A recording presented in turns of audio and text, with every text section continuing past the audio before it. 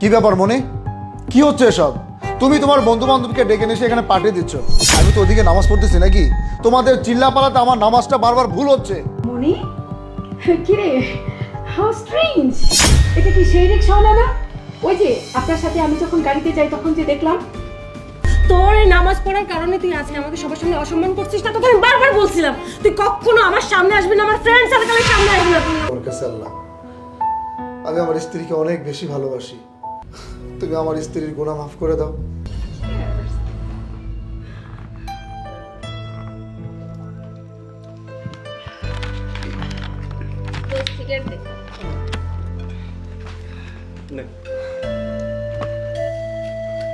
তারপর পার্টিতে জয়েন করে তোদের কেমন লাগছে?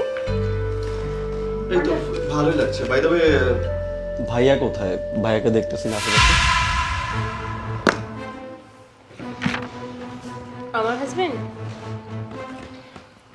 আসলে দোস্ত, ও তো অনেক ব্যস্ত থাকে, ও তো দুবাই থাকে আর সারাদিন এত পরিমাণ ব্যস্ত থাকে আমাকে ঠিকঠাক মতো ফোনটা করার সময় পায় না। ওকে খুঁজে তোদের লাভ নেই। ঠিকই বলেছ, আজকে যদি ওনার হাজবেন্ড থাকতো তাহলে আমাদের এই অনুষ্ঠানটা আরো বেশি জাঁকজমক হতো, আমরা সবাই খুব ভালো এনজয় করতে পারতাম। দোস্ত তারপরও ভাইয়া থাকলে ভালো হইতো, অ্যাটলিস্ট আমরা মজা করে সবাই মিলে পার্টি দিতে পারতাম। আরে আপা, আমি বললাম তো ও এখন দেশে নেই।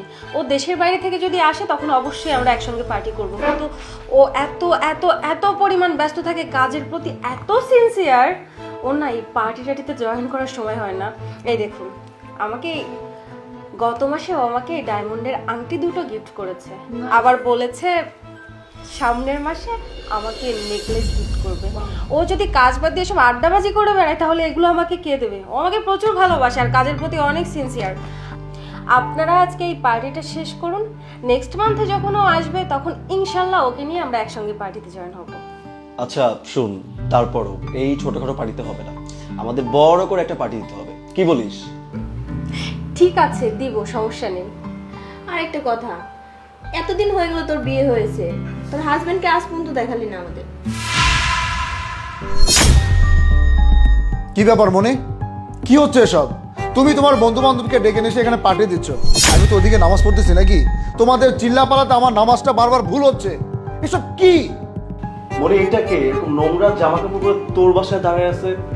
কে এটা? মনি, কিরে, হাউ স্ট্রেঞ্জ! এটা কি সেই রিক্সাওয়ালা না? ওই যে আপনার সাথে আমি যখন গাড়িতে যাই তখন যে দেখলাম। ফানি, এই রিক্সাওয়ালা আপনার হাজবেন্ড? একটা রিক্সাওয়ালার সাথে আপনি সংসার করছেন আর এত বড় বড় গাল গল্প করতেছেন যে থাইল্যান্ডে গেছে, আপনাকে ডায়মন্ডের রিং গিফট করেছে। এই কি কিরে, তুই না বললি তোর হাজবেন্ড থাইল্যান্ডে থাকে, থাইল্যান্ড থেকে ব্যাক করবে একসাথে পার্টিতে, কোটি টাকার মালিক, সময় হয় না, বিজি থাকে, লাস্টে শেষমেশ কিনা তুই একটা ফকিন্নিকে বিয়ে করছো? সিরিয়াসলি? Can't imagine it. আবার বলতেছিস নেক্সট মান্থে তোকে নাকি হার গিফট করবে। তোকে তো নিয়ে ঢাকা শহর ঘোরানোর মতো ক্ষমতাও তার নেই। শোন, যা বুঝা বুঝে গেছি। শোন, আগে জানলে না এই বাসায় পার্টি করতে আসতাম না, আমাদের আশাই ভুল হয়েছে। চল এখান থেকে ইটস চল। Totally unbelievable.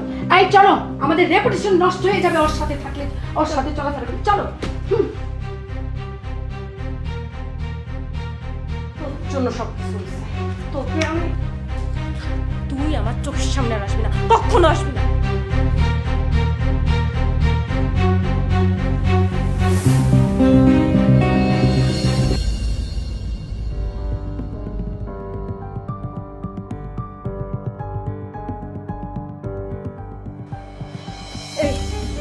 নামাজ পড়ছিস না? তোর এই নামাজ পড়ার কারণে তুই আজকে আমাকে সবার সামনে অসম্মান করছিস না? তোকে আমি বারবার বলছিলাম তুই কখনো আমার সামনে আসবি না, আমার ফ্রেন্ড সার্কেলের সামনে আসবি না। তুই আমার একটা কথাও শুনিসনি। আজকে তুই আমার সামনে আসছিস নামাজ পড়ার কারণে, তাই না? আজকের পর থেকে এই বাসায় কোনো নামাজ পড়া চলবে না। তোর যদি নামাজ পড়তে এত ইচ্ছে করে তুই বাইরে গিয়ে পড়বি। তুই আজকে আমার মাথাটা পুরো গরম করে দিচ্ছিস।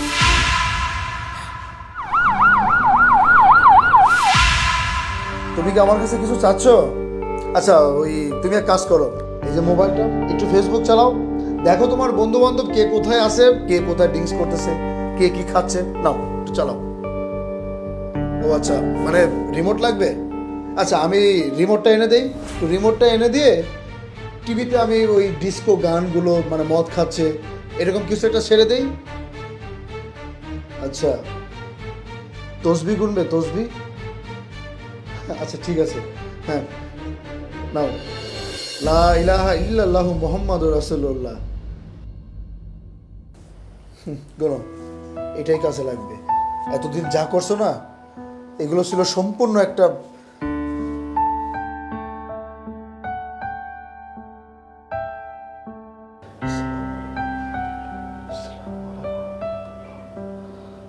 আল্লাহুম্মা আমিন। হে আল্লাহ, তোমার কাছে আমার কোনো কিছুই চাওয়ার নেই, শুধু একটা জিনিস চাইবো তোমার কাছে আল্লাহ। আমি আমার স্ত্রীকে অনেক বেশি ভালোবাসি। আমি কত পরিশ্রম করে রিক্সা চালিয়ে আমি আমার স্ত্রীকে বিসিএস পাশ করিয়েছি। সে হয়তো বোঝেনি। আল্লাহ গো, তুমি আমার স্ত্রীর গুনাহ মাফ করে দাও। আমার স্ত্রীকে তুমি সুস্থতা দান করে দাও। তার মধ্যে বুঝ জ্ঞান কোনো কিছু নেই। আল্লাহ গো, আমার স্ত্রী অনেক দিন অসুস্থ হয়ে ঘরে পড়ে আছে। আমার স্ত্রীর জন্য আমার খুব কষ্ট হয়। তুমি আমার স্ত্রীকে সুস্থতা দান করো। আমার জীবনের বিনিময়ে তুমি আমার স্ত্রীকে সুস্থতা দান করো আল্লাহ, সুস্থতা দান করো। আমিন।